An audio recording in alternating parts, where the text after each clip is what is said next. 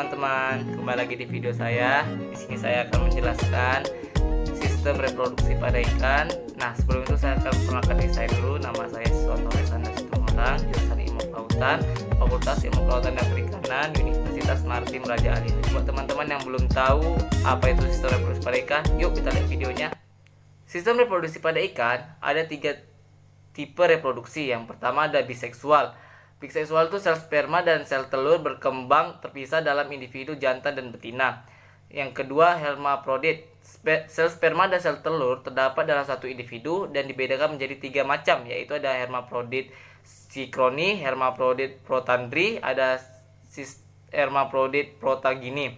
Yang ketiga itu ada parthenogenesis, terjadi embrio tanpa fertilisasi. Pemijahan ikan dapat terjadi jika hidup dalam lingkungan ideal. Reproduksi dipengaruhi oleh 2 kondisi yang itu ada eksternal dan internal. Eksternal itu suhu, cahaya, bau air yang mempengaruhi syaraf. Yang internal itu merupakan ritme internal yang mengatur sebagai atau seluruh reproduksi musiman. Kan fungsi reproduksi, ikan mempunyai ciri seksual primer, seksual sekunder tambahan. Seksual primer itu organ yang berhubungan langsung dalam proses reproduksi. Seksual sekunder itu ciri yang tidak berhubungan langsung dari proses reproduksi. Misalnya bentuk tubuh, warna tubuh, ekor yang memanjang, dan lain-lain.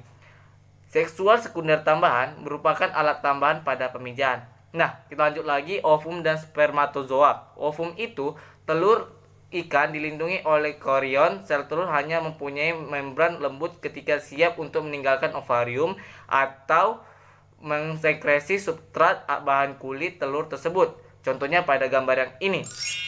Spermatozoa berbentuk bulat di flagella di suatu ujung. Tiap SP-nya berbeda bentuk. Cambuk bergerak saat fertilasi dan sebagai penentu keberhasilan proses pembuahan. Contohnya pada gambar yang ini. Siklus ovarium ada pertama fase persiapan, pre-spawning, pemijahan, dan post-spawning. 3 kejadian dalam penyelesaian siklus ovarium. Yang pertama ada periode pre-spawning, pembesaran gradual dari ovarium dengan pembentukan oocyte yang berkembang telur. Yang kedua ada maturasi, ovulasi dari oocyte berpengaruh pada musim hujan. Yang ketiga itu ada akhir fase spawning. Proses ini tergantung suhu dan fotoproid. Spermatogenesis atau pembentukan spermatozoa dimulai dengan benih sel primitif atau spermatogenia A membesar menjadi spermatogenia B. Fertilisasi eksternal dan internal. Fertilisasi eksternal itu penemuan ovum tambah sperma terjadi di luar tubuh induk. Fertilisasi internal itu pertemuan di dalam tubuh induk. Nah, tempat perkembangan embrio itu ovipar mengeluarkan telur. Embrio mendapat makanan dari egg yolk. Vivipar itu mengeluarkan anak. Embrio mendapat makanan dari induk. Yang ketiga itu ovovivipar atau mengeluarkan anak. Embrio mendapat makanan dari egg yolk. Kematangan seksual terjadi saat ikan pertama kali mempunyai kemampuan bereproduksi.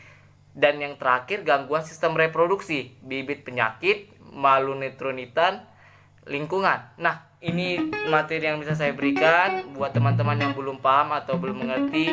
Semoga ini dapat bermanfaat buat kita semua dan buat semuanya yang lihat video ini. Thank you. Terima kasih guys.